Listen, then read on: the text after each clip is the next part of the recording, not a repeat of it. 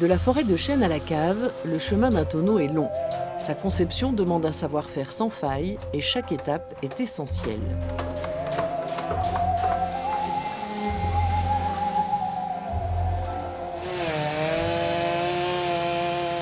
C'est ici, au cœur d'une forêt, que tout commence. Pour concevoir un tonneau qui accueillera les plus grands cognacs et les plus grands vins, le choix des bois est fondamental.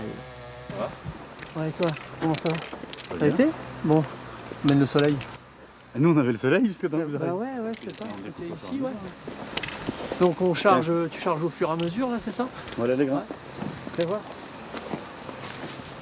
Ah ouais, magnifique, dis donc. Ouais, c'est bon. Ah ouais, une belle découpe. Thierry Doreau, qui dirige la tonnellerie du même nom, se rend parfois sur le terrain. 4, 50. Donc là, vous faites quoi? Alors là, je mesure les longueurs. On travaille avec le mètre à pointe, ce qui va nous permettre de faire la réception. Donc on va déjà observer la pièce et on va considérer, donc on va voir à peu près les défauts.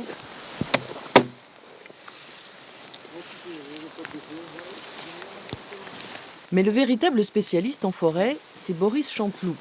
Il parcourt toute la moitié nord de la France pour trouver les meilleures essences de chêne, un métier qui demande bien évidemment une parfaite connaissance des différents bois et pour lequel il faut être doté d'une grande réactivité face aux concurrents. Lorsqu'un lot est exceptionnel, ils sont nombreux sur les rangs. Il faut donc savoir faire les bonnes propositions de prix rapidement. On a de la pression mais on ne le ressent pas forcément. Hein. C'est un métier, beaucoup de passion, donc après on prend des risques. Ça gagne des fois, ça perd. C'est un métier où il faut prendre des risques. Ouais. Le risque doit quand même être réduit au maximum. Le bois est utilisé pour faire les mérins, ces pièces de bois fendues qui deviendront des douelles. Il peut représenter un tiers du prix d'un tonneau.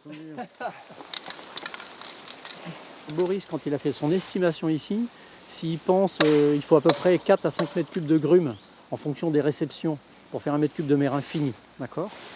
Donc c'est toute cette transformation, donc ce qui va nous permettre pour chaque lot de contrôler entièrement donc, les rendements par lot pour savoir si on est dans ce que l'on avait prévu, dans les niveaux de marge aussi à venir, donc ce qui va permettre de renforcer donc, toute la partie mérin.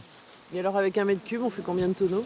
Et un mètre cube de mérin fini, à peu près on va compter une dizaine, d'accord, en fonction des types, mais la moyenne c'est à peu près 10 fûts. Impossible de connaître la valeur exacte du bois, il dépend de la négociation et de sa qualité. Un tronc doit être droit pour garantir l'étanchéité et les grains fins sont plus recherchés.